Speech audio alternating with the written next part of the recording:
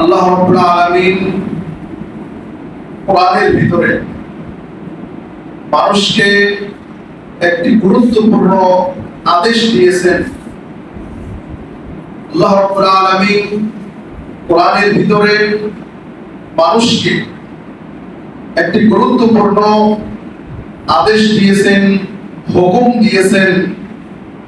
আল্লাহ বলেছেন, ফা'লাম আন্নাহু লা ইলাহা ইল্লাল্লাহ ওয়াস্তাগফির লিযামবিক।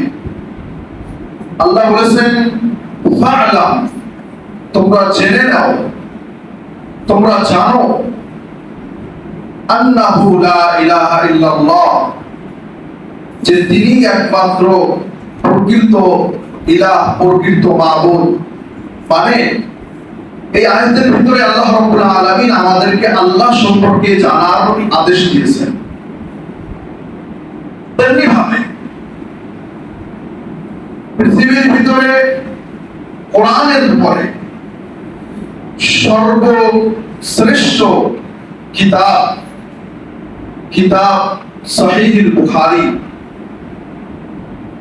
ইমাম বুখারী রাহিমাহুল্লাহ তার কিতাবের ভিতরে একটি অধ্যায় তুলে ধরেছেন, যে অধ্যায়টার নামই হচ্ছে বাবুল ইলমি ক্বাবলাল কওলি ওয়াল আমাল, যে কথা বলা এবং আমল করার পূর্বে ইলম জরুরি, ইলম অর্জন করতে হবে। ইলম অর্জন করেই মানুষ কথা বলবে এবং সেই হিসাবে আমল করবে। আমি আপনি ইলমই অর্জন করলাম না, শরীয়ত শিখলামই না, শরীয়ত বুঝলামই না, শরীয়ত জানলামই না, তাহলে আমরা আমল কি করব? হয় আমাদের বাপ দাদা থেকে আমরা যে আমলগুলো দেখে এসেছি সেই আমলগুলোই করব, বা যেটাকে আমি শরীয়তের অংশ মনে করতেছি অথচ শরীয়ত না, আমি সেই ধরনের আমল করতেছি। এই জন্য ইমাম বুখারী রাহিমাহুল্লাহ কোরআনের এই আয়াত থেকে ইস্তেদলাল করে, তিনি এই আয়াত থেকে দলিল গ্রহণ করে তিনি অধ্যায় কায়েম করেছেন, বাবুল ইলমি ক্বাবলাল কওলি ওয়াল আমাল, যে কথা বলা এবং আমলের পূর্বে ইলম জরুরি। ইলমবিহীন আমল আমরা শুদ্ধভাবে আমল করতে পারবো না।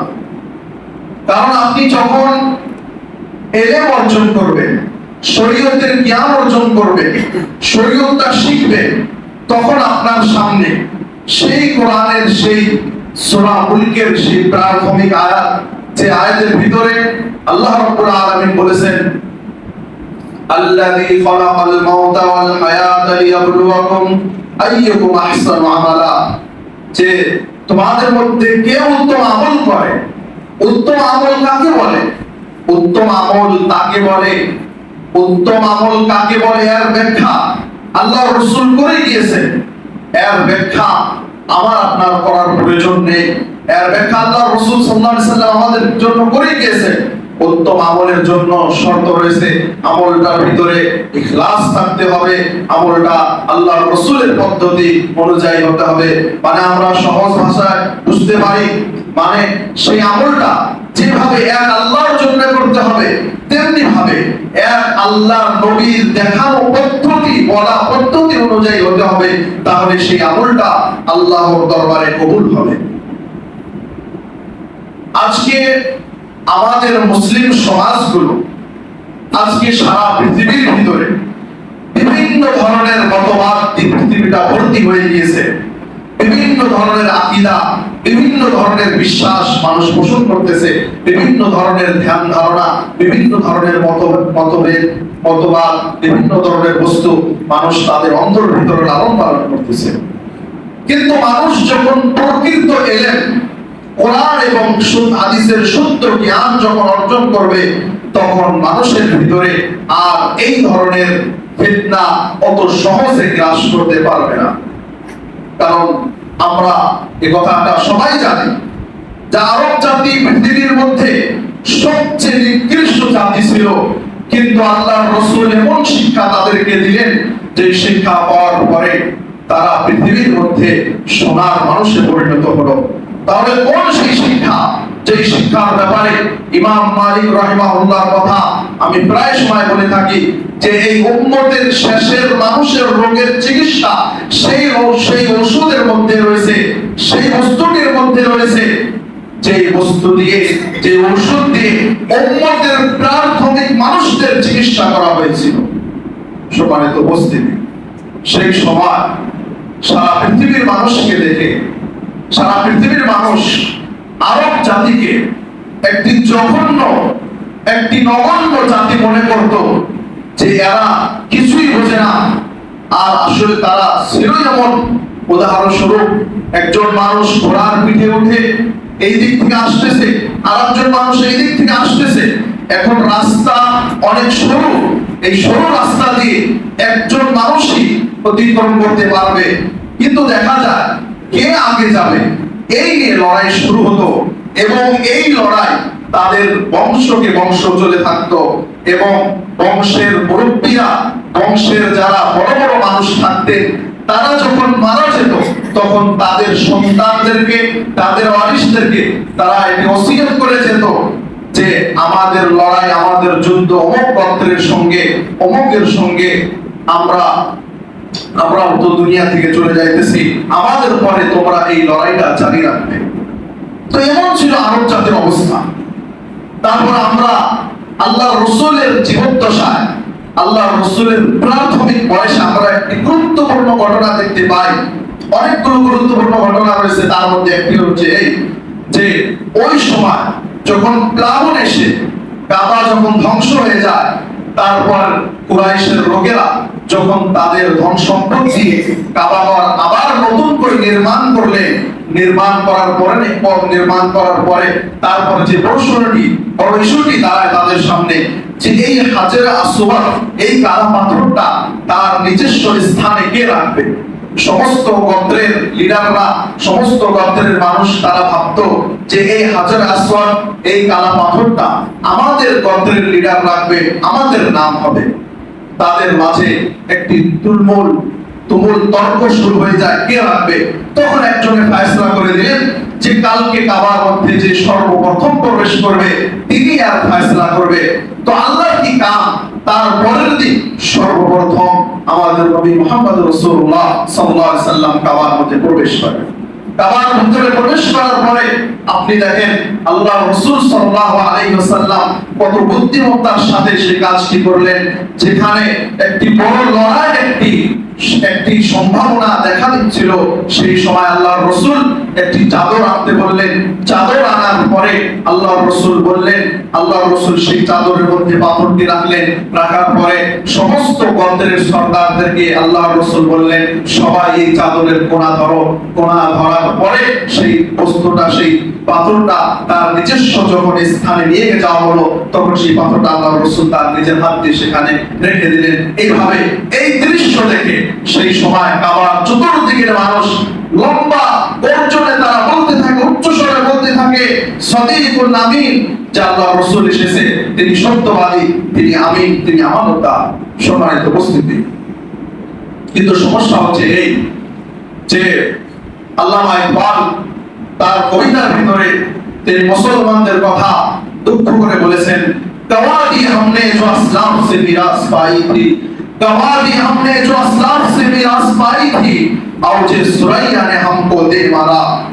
আল্লামা ইকবাল, কবি ইকবাল, বিশ্ববিখ্যাত ইকবাল, তিনি বলতেছেন যে আমরা আমাদের পূর্বপুরুষদের থেকে যে মিরাস পেয়েছিলাম, যে আজিম সম্পদ, ইসলামের সেই স্বর্ণযুগের সম্পদ, আমরা ইসলামের জ্ঞান, কোরআনের মতো মহাগ্রন্থ আমরা পেয়েছিলাম, কিন্তু এর সমস্ত শিক্ষা এই কোরআনকে আমরা বাদ দিয়েছি।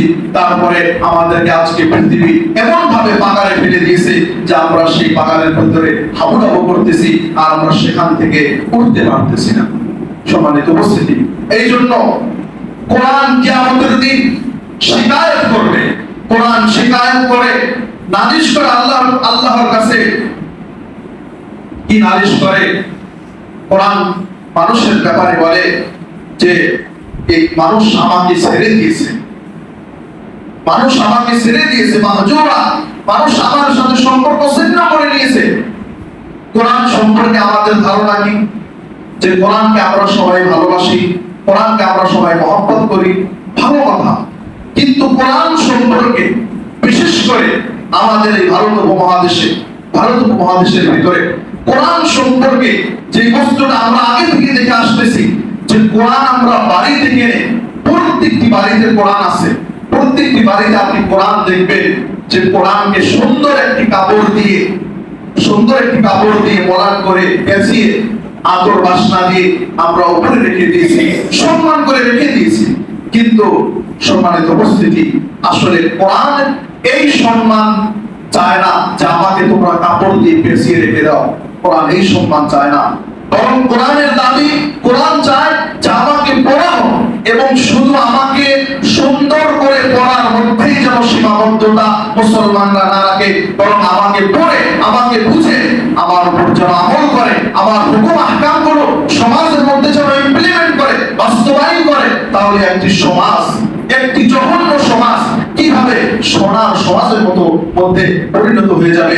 আপনি সূরাতুল হুজরাতটা পড়ে দেখেন, সূরাতুল হুজরাতের ভিতরে প্রত্যেকটি আয়াতের মধ্যে আল্লাহ রাব্বুল আলামিন এমন এমন হুকুম বর্ণনা করেছেন, যে হুকুমগুলো যদি আমরা একটি সমাজের মধ্যে বাস্তবায়ন করি, সেই সমাজটা দেখেন কি সুন্দর সেটি সমাজের মধ্যে পরিণত হয়। আল্লাহ রাব্বুল আলামিন শুরুতেই বলেছেন, ইয়া আইয়ুহাল্লাযীনা আমানু লা তুকদ্দিমু বাইনা ইয়াদাইল্লাহি ওয়া রাসূলিহি।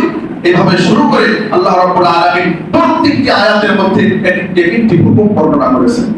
সম্মানিত উপস্থিতি, আজকে আমাদের দেশের শিক্ষা ব্যবস্থা আমাদেরকে কোরআন থেকে দূরে বের করে দিয়েছে। এজন্য আল্লাহর রাসূল সাল্লাল্লাহু আলাইহি ওয়াসাল্লাম ওই ব্যক্তিকে লানত করেছেন, ওই ব্যক্তিকে অভিশাপ করেছেন যেই ব্যক্তি দুনিয়া সম্পর্কে অনেক জানে কিন্তু কোরআন সম্পর্কে সে কিছুই জানে না, ইসলাম সম্পর্কে সে কিছুই জানে না। কিন্তু এই হাদিসগুলো, এই কোরআনের আয়াতগুলো কে পড়বে, কে আর চিন্তা করবে? আজকে আমরা সার্বিকভাবে মুসলিমরা ইউরোপীয়দের, পশ্চিমাদের বস্তা বস্তা মতবাদ আজকে আমাদের মুসলমানদের দিমাগে মগজে ঢুকিয়ে দেওয়া হয়েছে। আজকে আমাদের ভিতরে মুসলমানদের যে স্বর্ণযুগে মুসলমানদের ব্রেনের যে ক্রিয়েটিভিটি, মুসলমানদের ব্রেনের যে উচ্চারণ করার যে ক্ষমতা, সেই ক্ষমতাগুলো আজকে ধ্বংস করে দেওয়া হচ্ছে। তার মধ্যে একটি বড় মাধ্যম হচ্ছে সোশ্যাল মিডিয়া।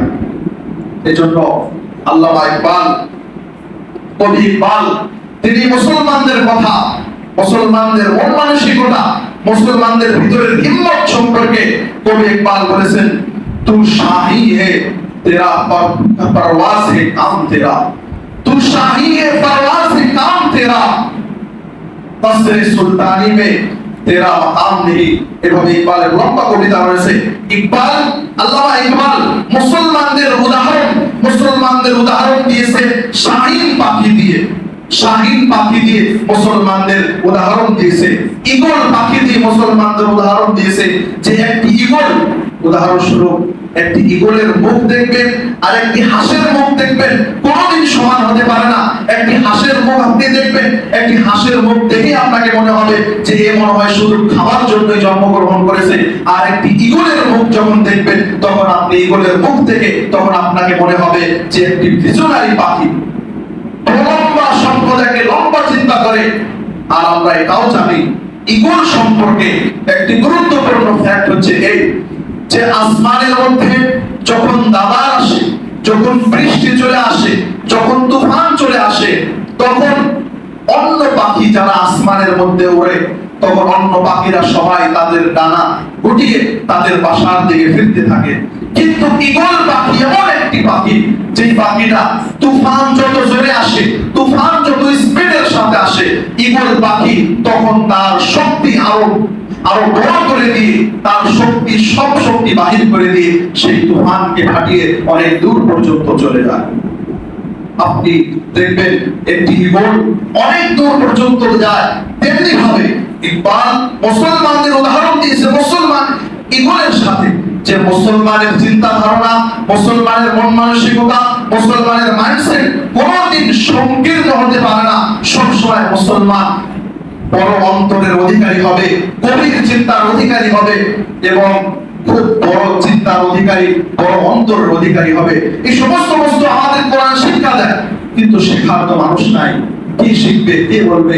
আজকে দুঃখের বিষয় বলতে হয় যে সমাজের ভিতরে, আমরা মুসলিম সমাজগুলোর ভিতরে দেখি বড় একটা সংখ্যা যারা বছরকে বছর 8 থেকে 10 বছর 12 বছর মাদ্রাসার মধ্যে জীবন কাটিয়েছে, কাটানোর পরে তারপরে না নিজে শুদ্ধ ইসলাম বুঝেছে, আর যখনই নিজে শুদ্ধ ইসলাম বুঝেনি তখন মানুষের সম্পর্কে আর কি প্রচার করবে।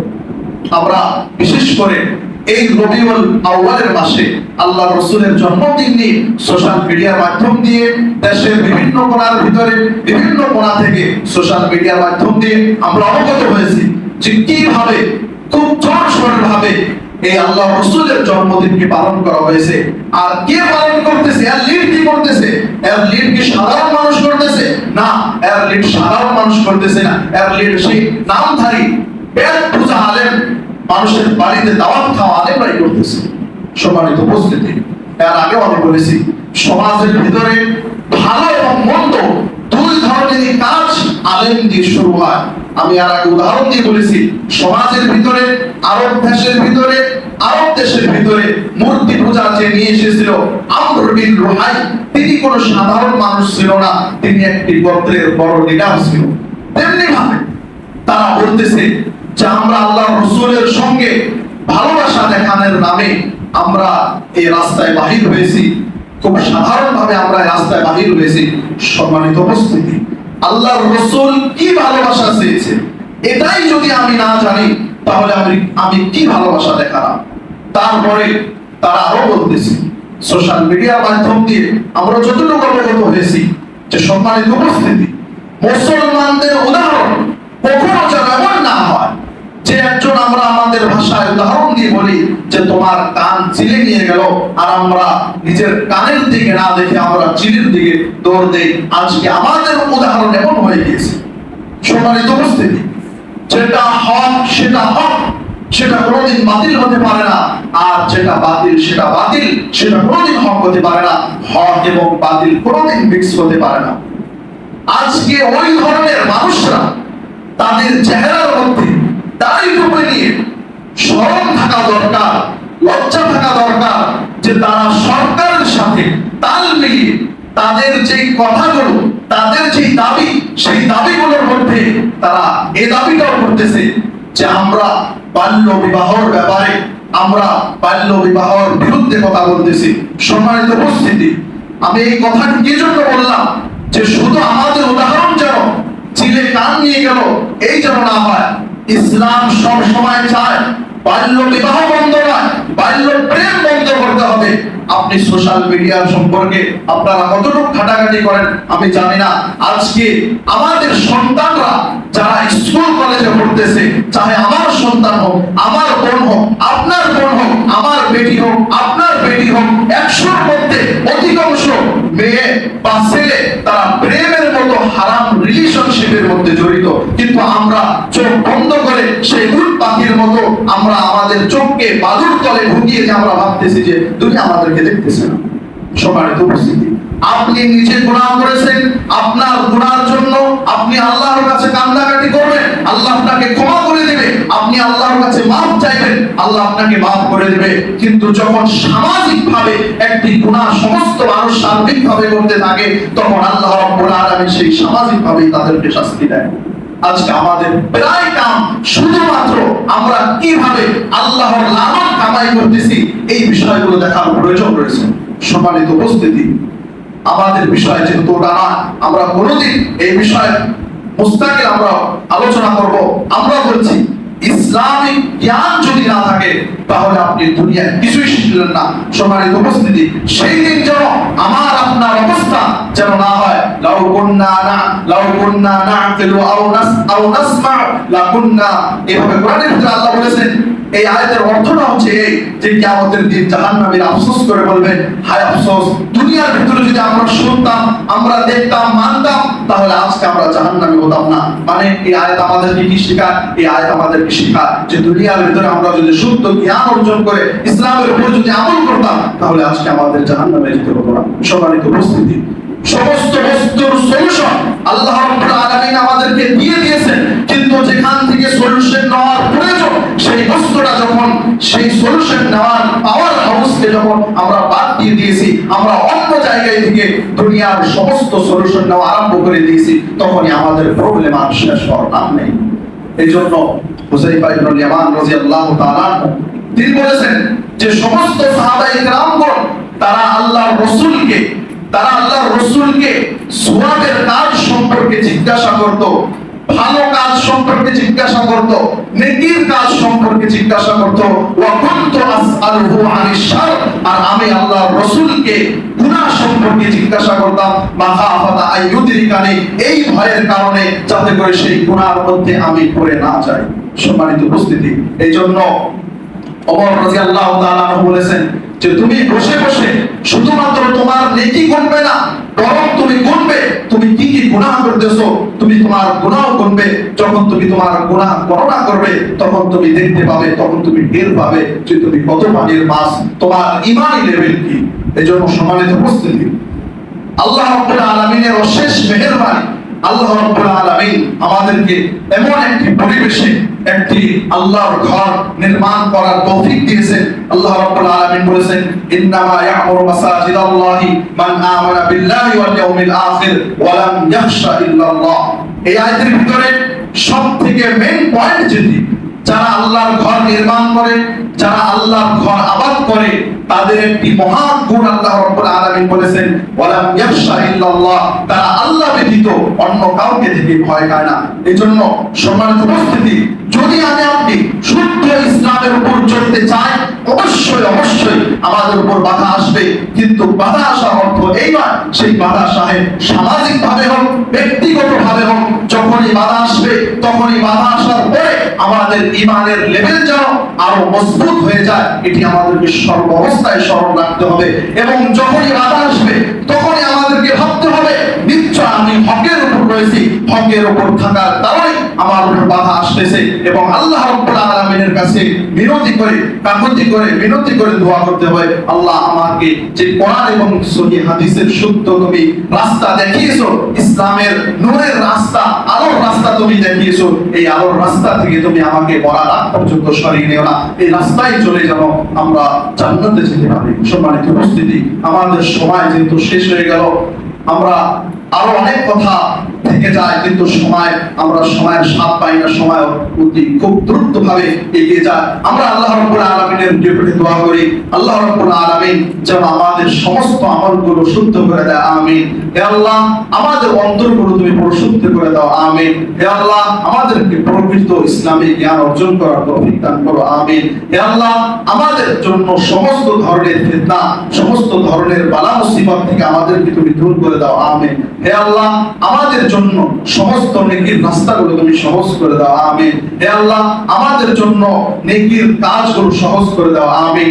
দুনিয়ার ফিতনা, আখিরাতের ফিতনা, নারীর ফিতনা, সমস্ত ধরনের ফিতনা থেকে আমাদেরকে তুমি বাঁচিয়ে রাখো, আমিন। হে আল্লাহ, কবরের প্রশ্নগুলো আমাদের জন্য সহজ করে দাও, আমিন। কিয়ামতের দিন যে 7 শ্রেণীর লোকদেরকে তুমি তোমার আরশের নিচে ছায়া দিবে, সেই 7 শ্রেণীর লোকদের অন্তর্ভুক্ত করিও, আমিন। হে আল্লাহ, আমাদের গুনাহগুলো maaf করো। হে আল্লাহ, আমাদের নিজেদেরকে নিয়ে ভাবার তৌফিক দান করো, আমিন। ওয়া আখিরু দাওয়ানা আলহামদুলিল্লাহি রাব্বিল আলামিন।